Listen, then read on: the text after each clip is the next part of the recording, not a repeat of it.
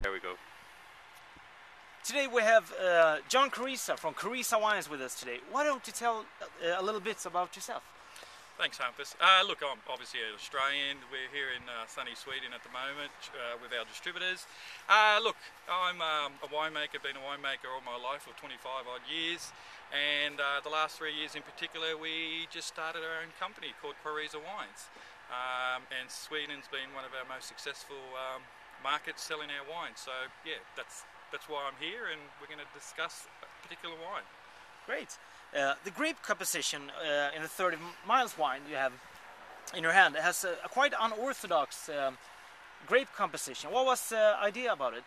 Yeah, the 30 Miles is one of our first wines we've sold here in Sweden, and look, it is a mixture of 3 different varieties, whites in particular, and that was based around to get the right blend that the consumers here want to taste and drink. Could you please tell us something about the process of making a wine? Yeah, look, the 30 Mile Semillon Chardonnay Muscat, it's a blend of 3 different varieties, which we keep separate from day one. From the vineyards, we pick the grapes using machine harvesters during the night. We bring it to the winery, we keep them separate, and really it's just a case of making clear juice out of it, fermented it into separate tanks, into stainless steel vessels that is, up until the wine's finished fermenting. We then look at all the different parcels of wines on a bench, and we determine the right combination, the right percentage of the right varieties. We blend them together, still always keeping the wines at 0 degrees, nice and cold. It delays the aging of the wines, keeps the wines fresh.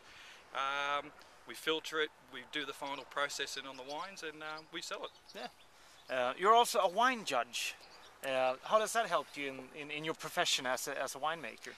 Yeah, look, wine judging is pretty good. I've done a lot of wine judging in Australia, but in particular the last 5 years do a lot of wine show judging around the world, in particular China, France, Canada. And it's really a matter of networking, twofolds. Networking gets me to see the buyers. Obviously you can't make wine if people don't want to buy it. But also mainly it gets me at the coalface of the consumers. There's no point me making a wine that the consumers don't want to buy and drink. So, and obviously the third thing is it's fun. Where else can you go around the world tasting wines for nothing and meeting great people? Yeah. How about the name, the 30 Mile name? Where does it come from? What's the origin of the name? Yeah, the 30 Mile is a name pretty close to my heart. It's basically it's the name of a small channel that runs outside my vineyards. That when we were kids, we spent a lot of our times there swimming around, having fun with our mates. But also the second major part of it is it was the lifeblood of our vineyards. It supplied the water that went to the vineyards to produce the grapes for this wine. Great.